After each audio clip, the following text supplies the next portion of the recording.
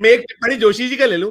अनिल जरा रुकिएगा, एक टिप्पणी आपसे मिलूंगा, इसके बाद एक बहुत इंपॉर्टेंट जो मैं वो सुप्रीम कोर्ट के जो चीफ मैं तो जस्टिस साहब चाहता हूँ कि अनिल जी मेरी बात पे कुछ कहें। हाँ करेंगे, मैं करूंगा। मैं एक टिप्पणी पहले जोशी जी, एक छोटी सी टिप्पणी आपके पहले चरण में, फिर मैं अनिल श्रीनगर वापस आप ही के पास लौटना जोशी, फिर बाकी लोगों के पास आऊंगा। मैं पहले एक टिप्पणी आप इस पे जो ये कहा गया, ये जो राम की शरण में सारा कुछ, एक टिप्पणी आपकी।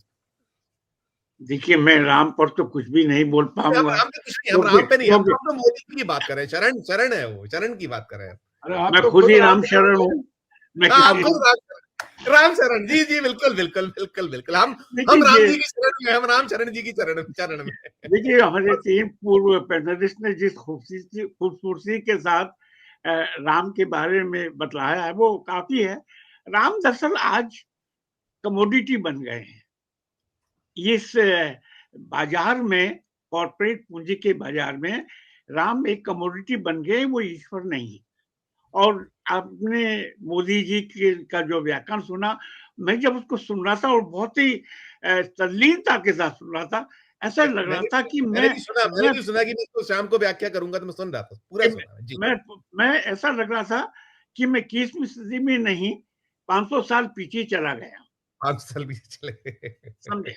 तो मैं तो ये कहना, देखिए कुल टोटलिटी में, संपूर्ण परिप्रेक्ष्य में हमको, चाहे मोदी का हो चाहे भागवत का हो, इनकी बातों को देखना चाहिए कि संघ परिवार का आरंभ से ही एक एजेंडा है कि इस देश के अंदर इस देश को हिंदू राष्ट्र बनाना है, एक छत्र हिंदू राज होना चाहिए।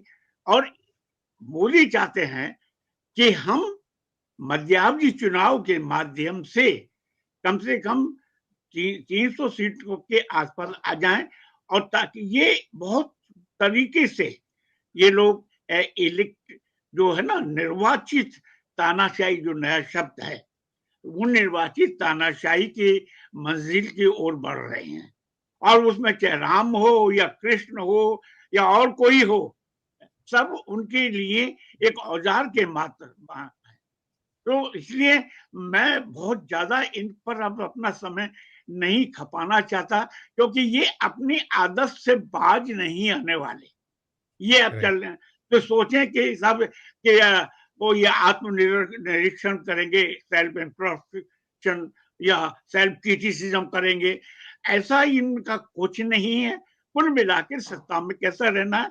और जैसे अरुण जी ने बहुत सही बात यह है कि मध्यावधि चुनाव की दिशा में इसके लिए जरूरी है कि SIR किसी भी कीमत पे हो। आज कोई बता रहा, मैं देख रहा था कि कम से कम 20 लोग मारे जा चुके हैं, 20 बूथ लेवल के ऑफिसर। नहीं जोशी, अभी कुछ देर पहले फिर आया एक सुसाइड मध्य प्रदेश में और हुआ है, एक और जगह हुआ है सुसाइड, यूपी में हुआ, सुसाइड हो रहे हैं। मैं इसको कंप्लीट करूंगा, एक बात कह करके कंप्लीट करूंगा। तो उस पर कोई चर्चा नहीं होती। एक और अयोध्या में आज एक और घटना घटी है, इसकी ओर हमें ध्यान देना चाहिए। समाजवादी पार्टी की जो स्थानीय सांसद हैं दलित समाज के, उन्हें नहीं बुलाया गया। मैं वो देख रहा हूं वीडियो, उन्हें नहीं बुलाया गया। और उन्होंने जब कलेक्टर से बात की तो उन्होंने कहा ये सब कुछ अयोध्या ट्रस्ट वाले कर रहे हैं, मेरे हाथ में कुछ नहीं है। अरे भाई, जहां प्राइम मिनिस्टर है, बड़ी मोटी बात है, जहां प्राइम मिनिस्टर जा रहे हैं, गवर्नर जा रहे हैं, वहां डिस्ट्रिक्ट एडमिनिस्ट्रेशन अलग कैसे रह सकता है? तो उन्हें, और जबकि वो समाजवादी पार्टी के जो सांसद हैं वो कह रहे हैं कि अगर मुझे इनविटेशन मिलता तो मैं राम के दर्शन के लिए नंगे पांव अयोध्या मंदिर में चला जाता। ये एक महत्वपूर्ण घटना है, बल्कि विडंबना है। मोदी जो सोच नहीं पा रहे हैं कि आप स्थानीय सांसद को इग्नोर कर रहे हैं। वापस जोशी जी के पास आऊं। जोशी जी, आप ही के पास लौटता हूं। आप जो पहले भी करते हैं और अभी जो बात की कि आप पश्चिम बंगाल में जो कुछ चल रहा है उसको आप बहुत ऐसे तवज्जो ना दीजिए, क्योंकि सब बहुत जगहों पर मिली जुली कुश्ती दिखती है, बहुत सारी। और मैं जो सुप्रीम कोर्ट ऑफ जो इंडिया के नए चीफ जस्टिस साहब की, देखिए उनका एक कोर्ट है, देखिए एक दो कोर्ट जो मुझे फैसले की बात कर रहा था, मैं तो बात कर रहा हूं, देखिएगा ये क्या कह रहे हैं। वो ये कह रहे हैं कि गुरुद्वारा सेक्युलर जगहों में फिर भी आप अंदर नहीं गए, ये जवानों के सामने आप क्या उदाहरण पेश कर रहे थे, लीडर को आगे खड़े होना पड़ता है, आप तो पीछे हट गए, ये वो कह रहे हैं। मेरा तो देखिए ये हम लोग उम्मीद तो पाल ही सकते हैं, हमें मालूम है क्या होगा, ये दूसरा देखिए वो क्या करें। ये आचरण किसी से स्वीकार नहीं। भारतीय सेना अपनी सेक्युलर परंपराओं अनुशासन के लिए जानी जाती है।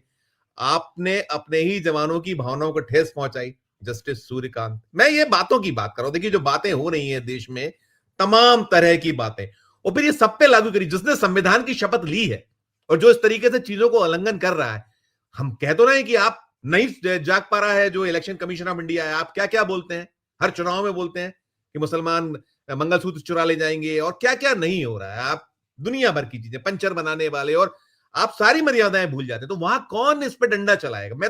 मैंने कहा ना, सवाल छोड़ा हूं। मुझे मालूम है कि नहीं होगा, हम देख रहे हैं। हमें उम्मीद थी कि जो आए थे इसके पहले, उसके पहले, उसके पहले, हर जगह तो हम निराश हैं। राजीव कुमार आए, उससे उनके बाद जब आए थे अगले जो अभी मौजूदा हैं, जिसका अरुण दीक्षित साहब बात कर रहे थे, क्या हमें मिल पा रहा है? उससे भी बदतर स्थिति में हम पहुंच गए। तो हम, ये जो चीजें हैं, एक के लिए कुछ, दूसरे के लिए कुछ, और फिर हम कहते हैं न्याय की देवी अंधी है, उसके यहां सब कुछ समान बात है।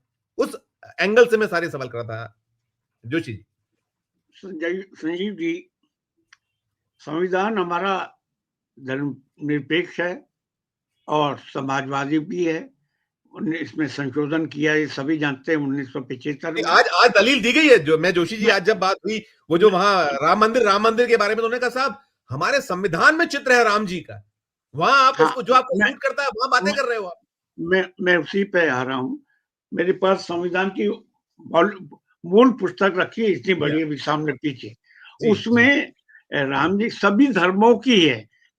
एक बात याद रखिए, ये बीजेपी वाले ये एक भ्रम फैला रहे हैं सब जगह, क्योंकि वहां अकेले राम की तस्वीर है। राम की नहीं है, बुद्ध की है, जैन की है, और दूसरे धर्मों की है, गुरु नानक सबकी है। मैं दिखा सकता हूँ, समय लगेगा, देख है मेरे। तो इसलिए ये मैंने ये कहा ना कि राम को इन्होंने एप्रोप्रिएट कर लिया है पूरी तरह से, क्योंकि राम सबसे ज्यादा एक करेंसी है, क्योंकि इस युग में जबरदस्त ढंग से चल रही है, पिछले 11 साल से चलती है। पहली बात। दूसरी बात ये कि देखिए, संघ को मैं कभी भी ब्लेम नहीं करूंगा। संघ शुरू से कि हमें भारतीय राष्ट्र राज्य का जो धर्मनिरपेक्ष चरित्र है उसको समाप्त करना है। और जो गुरु जी ने जो ओरिजिनल लिखा था बंच ऑफ थॉट्स, उसके भी प्रति मेरे पास है। उसमें साफ साफ लिख दिया कि भारत के हिंदुओं के 3 दुश्मन हैं। सबसे पहले मुसलमान, दूसरे के आपके ईसाई, और तीसरे लेफ्टिस्ट यानी कम्युनिस्ट। यानी जो भी चिंतन करे, विवेकशील हो कि राज्य को कैसा चाहिए, संचालन कैसे होना चाहिए, इस विश्लेषण की जो शक्ति इसमें है, वो सबसे बड़ा दुश्मन है। क्योंकि इसको उन्होंने, सावरकर ने भी इस बात को नहीं माना, आप तो जानते ही हैं। तो कहने का मतलब कि वो अपने एजेंडे में बड़ी ईमानदारी के साथ निष्ठापूर्वक चल रहे हैं। मेरा ये कहना है कि अगर मान लीजिए आपने माननीय मुख्य न्यायाधीश ने उनके तमाम श्रद्धा, उनके प्रति सम्मान रखते हुए मैं ये कह सकता हूँ कि आज आपने एक सैनिक अफसर के बारे में जो फैसला दिया, बड़ा ठीक है, आप अपने जजमेंट में जैसा दे सकते हैं। मैं ये कहना चाहूंगा, क्या कोर्ट आगे भी मैंने यही नेताओं के बारे में भी ऐसा ही सवाल छोड़ा है, मैंने यही सवाल छोड़ा। तो तीसरी बात याद रखें मुख्य न्यायाधीश जी, कि जो ऊपर से टॉप से जो चलता है, टॉप जैसा करता है, उसका अनुकरण शेष समाज करता है। चाहे वो आर्मी हो, चाहे वो सामान्य जनता हो, चाहे वो छात्र हो, चाहे विद्यार्थी, कोई भी हो। जब हमारे प्रधानमंत्री जी कहते हैं कि यहाँ तो कपड़ों से पहचान होती है, हम जानते हैं हमें वो वोट नहीं देंगे। वो इतना ही नहीं कि चुनाव में ये भी कहते हैं कि कब्रिस्तान को जगह मिल जाती है, लेकिन शमशान को नहीं मिलती। ये प्रधानमंत्री के शब्द हैं। क्या मैं सूर्यकांत जी से पूरी विनम्रता के साथ मैं पूछ सकता हूं कि क्या आगे भी अगर मान लीजिए, क्योंकि चुनाव तब होंगे और हमारे प्रधानमंत्री जी ने एक नजीर कायम कर दी है कि चाहे वो नगर पालिका का चुनाव हो, चाहे विधानसभा का चुनाव हो, वो उस स्तर तक उतरेंगे। उससे पहले में जहां तक मुझे याद है, जवाहरलाल नेहरू से लेकर के और डॉक्टर मनमोहन सिंह तक कभी कोई इस स्तर तक नहीं उतरा। ये व्यक्ति 24 घंटे, 7 दिन, 365 दिन आप चुनाव के और उद्घाटन के और फाउंडेशन के मोड में रहते हैं, ठीक है। तो यही सुप्रीम कोर्ट, क्योंकि ऋषिकांत सूर्यकांत जी से बड़ी आशा है। कल एक खबर और अंत में मैं कहूंगा, कल एक खबर चली थी शपथ ग्रहण समारोह के बाद, अब ये कहां तक सच में है कि उनकी मुलाकात प्रधानमंत्री और गृह मंत्री अमित शाह जी से हुई।